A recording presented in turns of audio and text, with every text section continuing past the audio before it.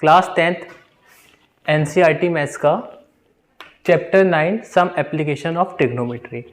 इसके हम question solve करेंगे और इसके क्वेश्चन सॉल्व करने के लिए पहले हमें कुछ फॉर्मूले देखने पड़ेंगे ट्रिग्नोमेट्री के। एज हम ऑलरेडी डिस्कस कर चुके हैं चैप्टर 8 में all the formulas of trigonometry.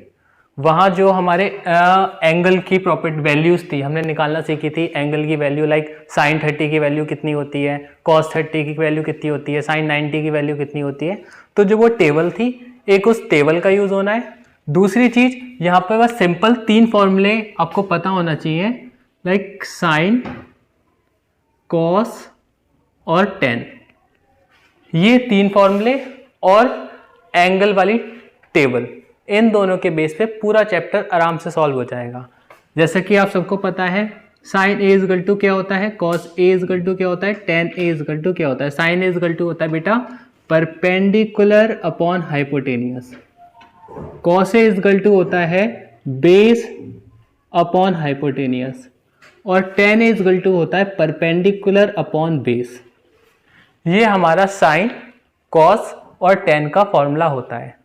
ठीक है, ये 3 फॉर्मूले हमें बस चाहिए। बाकी हमें चाहिए एक ट्रिग्नोमेट्री टेबल जिसमें सारी एंगल की वैल्यू दे रखी होती है। उसको निकालने की ट्रिक मैं ऑलरेडी बता चुका हूँ कि हम कैसे एंगल्स की टेबल जो होती है, एंगल टेबल हम खुद से बना सकते हैं, उसकी ट्रिक ऑलरेडी बता चुका हूँ। यहाँ पर हम सिर्फ क्वेश्चन सॉल्व करेंगे। यहाँ हम अपना एक्सरसाइज 9.1 का क्वेश्चन नंबर फर्स्ट से स्टार्ट करेंगे। क्वेश्चन ये बोल रहा है कि एक सर्कस आर्टिस्ट है, इस climbing a 20 metre long rope. Okay, तो जैसा कि आपने सर्कस में देखा है रोप पे चलते हैं, जोकर सर्कल आर्टिस्ट जो होते हैं वो क्या करते हैं, रोप पर चलते हैं, एक रस्सी पर चलते हैं। तो ये सिमिलरली उसी पे बेस पे क्वेश्चन है कि ग्राउंड पे एक पॉइंट है और एक टॉप पे पॉइंट है, और ये ग्राउंड वाले टॉप से और जो कहीं ऊपर टॉप पे पॉइंट है वहां पर एक रोप बंधी हुई है, और इस रोप पर, ये जो रोप बंधी हुई है, इस रोप पर जो सर्कस आर्टिस्ट है वो आपका वॉल कर रहा है, और ये जो रोप है ये 20 मीटर लॉन्ग है। यानी इस पॉइंट से इस पॉइंट तक की डिस्टेंस, टॉप से बॉटम तक की डिस्टेंस जो है, लेंथ जो है वो 20 मीटर दे रखी है। आगे बोल रहा है which is tightly stretch and tight from the top of a vertical pole to the ground, find the height of the pole if the angle made by the rope with the ground level is 30 degree. ये जो top वाला point है हमें इसकी height बतानी है ground से, कि ग्राउंड से इसकी हाइट कितनी है ये हमें फाइंड करनी है। और ये जो एंगल बनना है, एंगल हमें दे रखा है 30 डिग्री का एंगल बन रहा है, टॉप का बॉटम से 30 डिग्री का एंगल बन रहा है, और हमें हाइट बतानी है। तो हम क्या करेंगे, इसे इस ट्राइंगल को नाम दे देंगे ए, बी और सी। ये हमारा ABC ट्राइंगल हो गया, जिसमें हमारा AB 20 मीटर दे रखा है which is a length of the rope, angle 30 degree दे रखा है, और हमें फाइंड करना है AC, दैट मीन्स हाइट हमें फाइंड करनी है,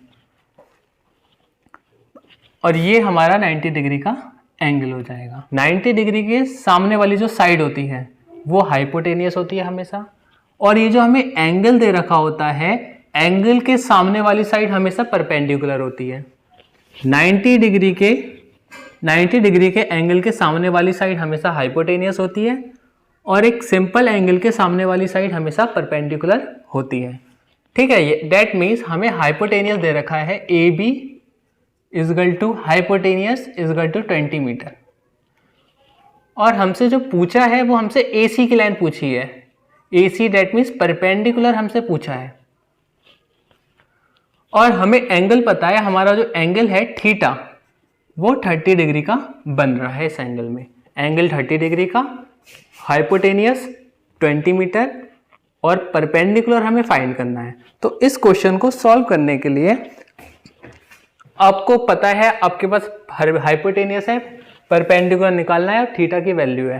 तो इन तीनों फॉर्मूले में साइन का फॉर्मूला, कॉस का फॉर्मूला और टेन का फॉर्मूला, इसमें हम देखेंगे हमारा हाइपोटेनियस और परपेंडिकुलर किसके फॉर्मूले में आता है। हाइपोटेनियस और परपेंडिकुलर किसके फॉर्मूले में आ रहा है, देखो पहले साइन के फॉर्मूले में ही आ रहा है, परपेंडिकुलर और हाइपोटेनियस। तो हम क्या करेंगे, हम साइन का फॉर्मूला लेंगे simple, V know that sin theta is equal to perpendicular upon hypotenuse। यहाँ पर हमारी थीटा की जो वैल्यू है वो 30 डिग्री है। थीटा की वैल्यू बेटा कितनी है? 30 डिग्री है। वैल्यू पुट करेंगे sin 30 इजगल टू परपेंडिकुलर की वैल्यू हमें फाइंड करनी है, वो हम एज इट इज लिखेंगे, अपॉन हाइपोटेनियस। हाइपोटेनियस की वैल्यू बेटा 20 है। अब ट्रिग्नोमेट्री टेबल से, जो हमारी एंगल वाली टेबल है जिसमें सारे एंगल्स की वैल्यू दे रखी होती है, वहां से अब हम देखेंगे sin 30 की वैल्यू कितनी होती है। sin 30 की जो वैल्यू होती है वो 1/2 होती है, तो हम 1/2 यहाँ पर लगा देंगे इजगल टू परपेंडिकुलर अपॉन 20। अब हम क्रॉस मल्टीप्लीकेशन कर देंगे, तो ये हमारा हो जाएगा P equal to 20/2, then P equal to 10 metre. ये हमारा आंसर आ गया, यानी परपेंडिकुलर, दैट मीन्स AC कितना आया? 10 मीटर आ गया। That is height of the top point from the ground is 10 metre. AC that means क्या आया? 10 मीटर आया। यही हमारा आंसर आ गया।